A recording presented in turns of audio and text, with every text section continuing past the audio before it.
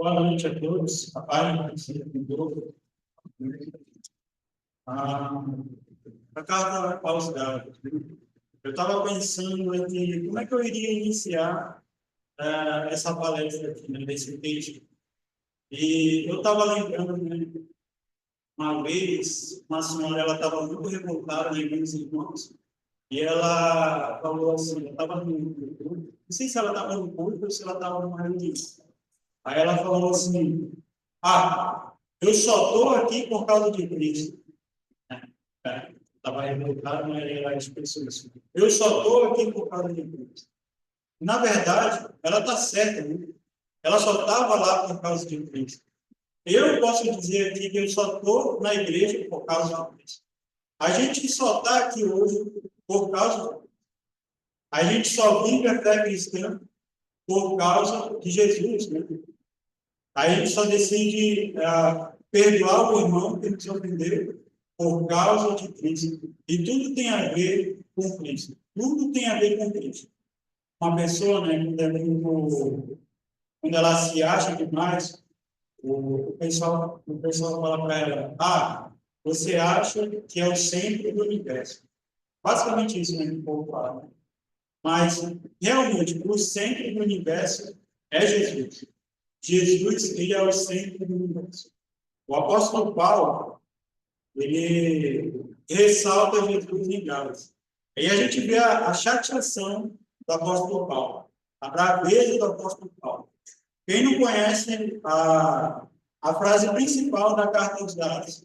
Ó Gálatas insensatos. Todo mundo deve lembrar isso da carta aos Gálatas. Né? Por que se tornaram insensatos? Porque estavam desprezando o centro do universo. Estavam desprezando o próprio Cristo para voltar à lei de Moisés. Né? Então,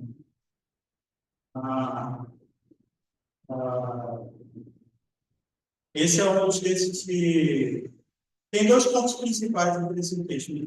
Ele fala sobre a lei de Moisés, e sobre os filhos de Deus, que nós somos os filhos de Deus. Então, são dois temas importantes da teologia cristã no mundo de hoje. Deixa eu ver se eu tinha separado o meu aqui.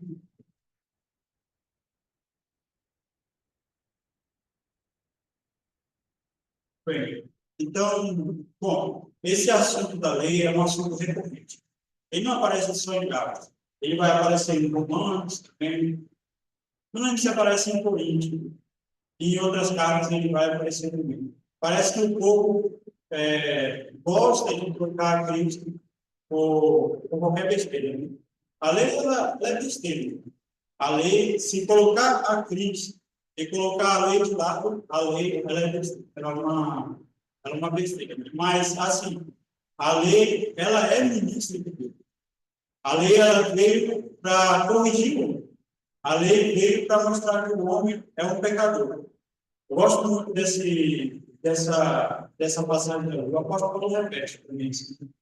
E na lei diz assim: não feche a boca do boi enquanto ele está lá pisando trigo. Qual o significado disso? Se o boi está lá trabalhando para ti, então deixa o boi comer um pouquinho. Né? Então, as pessoas, elas são injustas. As pessoas são pecadoras e as pessoas são injustas. E dentro dessa injustiça das pessoas, Deus foi lá e concedeu a lei. Se não fosse por meio da lei, o homem não iria ser corrigido. O homem iria continuar praticando a injustiça. O povo de Israel iria continuar praticando a injustiça. Mas a lei, ela se tornou capenga. A lei caducou. A partir do momento que Cristo chegou, a lei caducou. Então, buscar a lei quando se já tem Cristo é uma besteira, é uma tolice, é uma insensatez. Versículo 23 diz: mas antes que viesse a fé, estávamos sob a tutela da lei necessitados, para essa fé que de futuro haveria de revelar. É basicamente isso, né? Quando você tinha lá seus 10 anos, a lei ela era a figura daquele cara que era o cordeiro da escola. A lei, ela era o porteiro da escola. A lei, ela não te deixava você ir embora. Ela não te deixava vir. Ela te deixava preso lá na escola. A lei, digamos, o porteiro, ele só iria te liberar quando viesse o responsável por você. E esse responsável por nós hoje é a fé. A fé é assim, ele está querendo dizer que é Cristo, tá? A fé é Jesus. De maneira que a lei nos serviu de aio para nos conduzir a Cristo, a fim de que fôssemos justificados por fé. Quem estava na palestra também, né, ele falou que a lei é como se fosse um barco que a gente pega e vai e segue o nosso destino. No caso, o destino seria o próprio Cristo, mas, de acordo com o texto, a lei é como se fosse o nosso pedagogo. O trabalho do pedagogo hoje é basicamente ser diretor de escola, né? Ou então ensinar crianças assim, eu acho que até a quinta série, o trabalho do pedagogo. O pedagogo, ele ensina a criança até a quinta série. A criança, assim, se desenvolver, aprender as coisas básicas. A lei, ela é esse pedagogo. O maior ensino da lei é mostrar que a gente não consegue ser salvo pela obediência. O maior ensino da lei é, cara, Cristo está vindo ainda. Cristo vai te salvar. A lei ensina isso. A lei desenha isso. A lei desenha isso. A lei pega pela nossa mão e escreve aqui no quadro, olha, tu vai tentar ser salvo por meio de mim, mas tu não vai conseguir. Tu não vai conseguir. A única maneira que você vai poder ser salvo um, é o único meio que Deus resolveu para você ser salvo, é por meio do Cristo. A lei desenha isso. A lei pega na nossa mão para mostrar isso.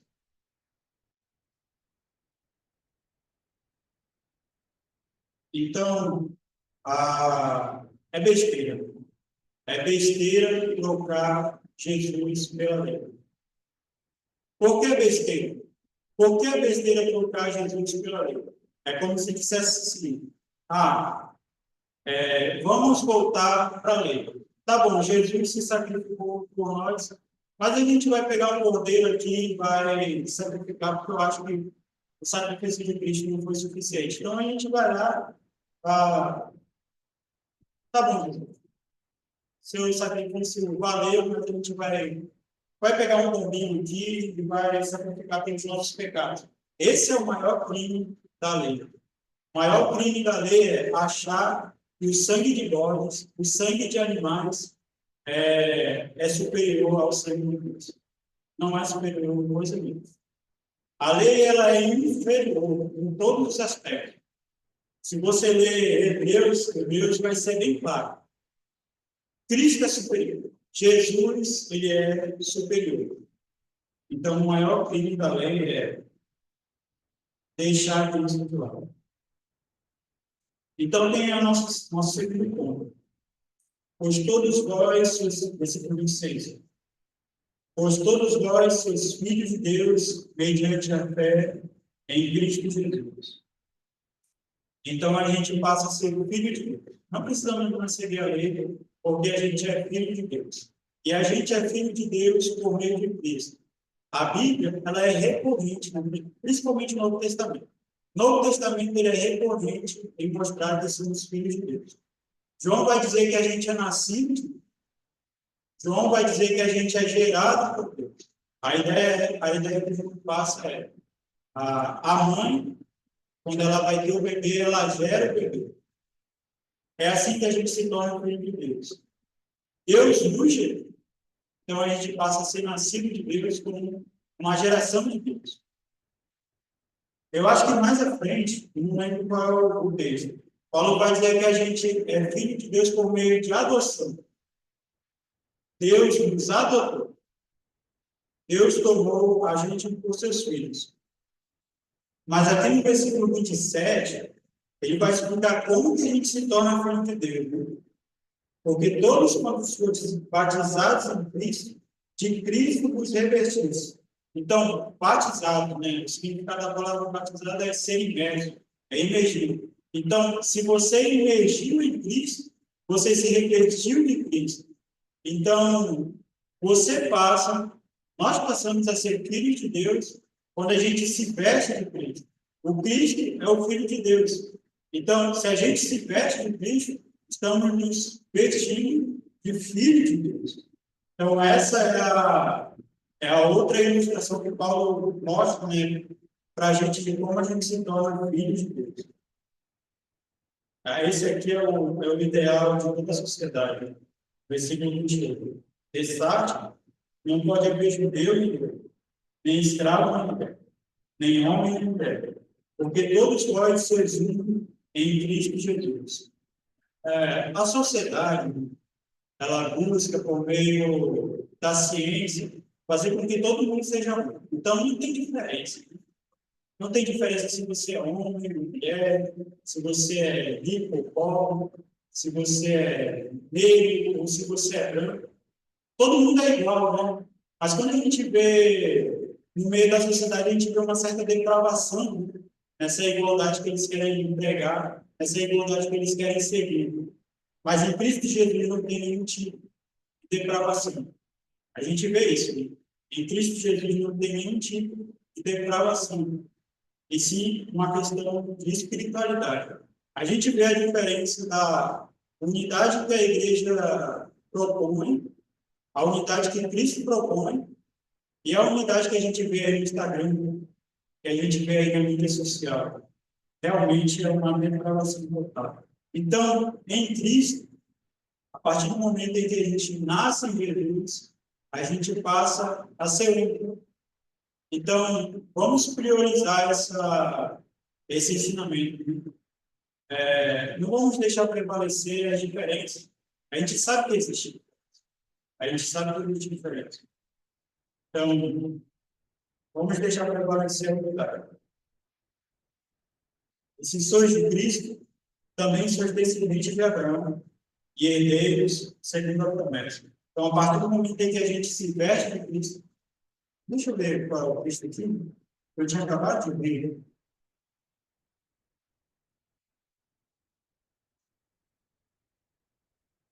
Versículo 7, capítulo 3, versículo 7 diz: sabeis, pois, que os da fé é que são filhos de Abraão, ou seja, nós por meio de Jesus.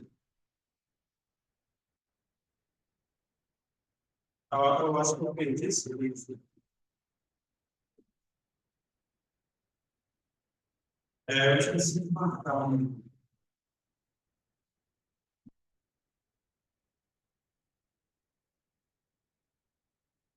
Aqui, versículo 16. Ora, as promessas foram feitas a Abraão e ao seu descendente.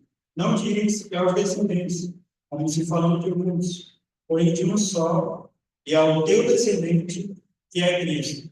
Então, Jesus, ele é o herdeiro da promessa. Cristo é o herdeiro da promessa. E quando a gente emerge em Cristo, se veste de Cristo, a gente passa a ser herdeiro da promessa do Abraão. Mas assim, a gente não entende muito esse conceito de lei. Confesso a vocês que a gente é meio capenga nesse conceito de lei. A gente é meio capenga, assim, no conceito do Abraão.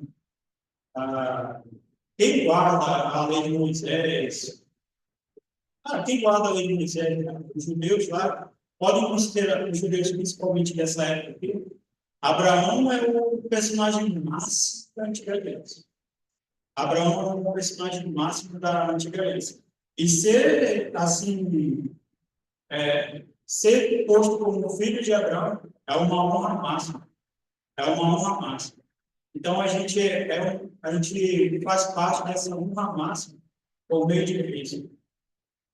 Então, no início, eu quis dizer que Cristo realmente é o centro do universo.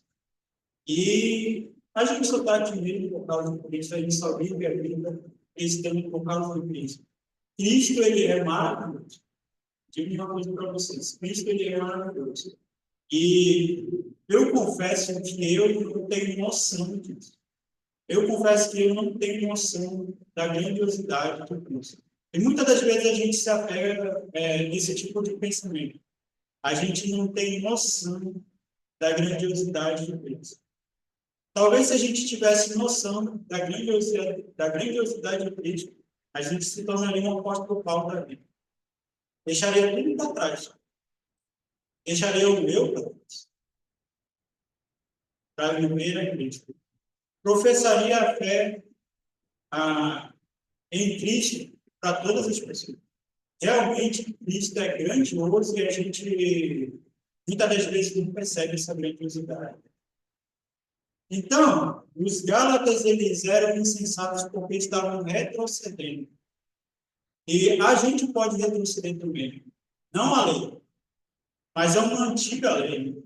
A lei do eu. A lei do eu. A lei do eu antes de Cristo. A lei do pecado que vivíamos. E isso é muito perigoso. É muito perigoso porque a gente vai estar deixando isso de lado. E Deus vai dizer que isso é muito perigoso. Na lei de Moisés, se tivesse 2 ou 3 testemunhas, era apedrejado se transgredisse a lei de Moisés. Imagine se voltar para uma vida de pecado. Leiam lá, Hebreus 10, versículo 26 em diante.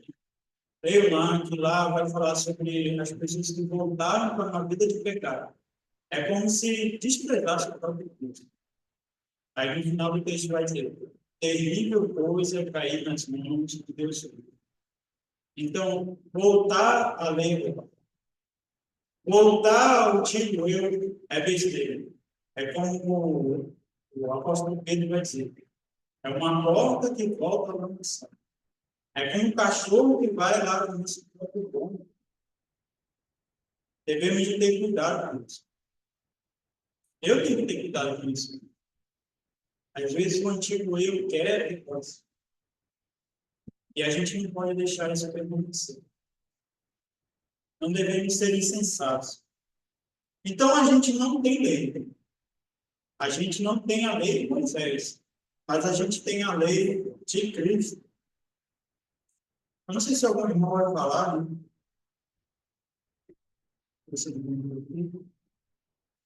Capítulo 6, versículo 2. Diz assim: levai as cargas dos outros, e assim cumprireis a lei de Deus. Então, Cristo tem a sua lei. Cristo tem a sua lei. Qual é a lei? Levar as cargas dos outros. Qual é a lei de Cristo? Ainda que um anjo viesse e pregue outro evangelho, seja nada. Então, a lei de Cristo é: se veio uma pessoa que pregou um evangelho diferente, de acordo com a lei de Cristo, essa pessoa é amaldiçoada. Então, a gente tem a lei de Cristo. E a gente se veste, a gente se veste de Cristo. E quem era o Cristo? O Cristo era aquele que, bom, nessa vigília ele passaria a noite toda. A noite toda. É impressionante a gente ver Cristo. Cristo passaria a noite toda orando nessa vigília. E a gente também, a partir do momento que a gente se veste em Cristo, a gente pode possuir essa característica. Cristo era aquele que viveu para Deus o tempo inteiro. E a gente que se veste em Cristo, a gente se veste para Deus o tempo inteiro. Cristo é aquele que perdoa o seu próximo. E teve paciência até com aquele que pôs a mão no prato e o traiu. Até com aquele que dormia ao seu lado. Né? Cristo teve paciência e amor ele. E amor ele. Amor próprio por ele. Cristo teve paciência com aqueles que lhe deram bofetadas. Né? E a gente se veste desse Cristo. A gente se veste desse Cristo. As características de Cristo são as características que a gente tem que possuir também. Deus abençoe a todos.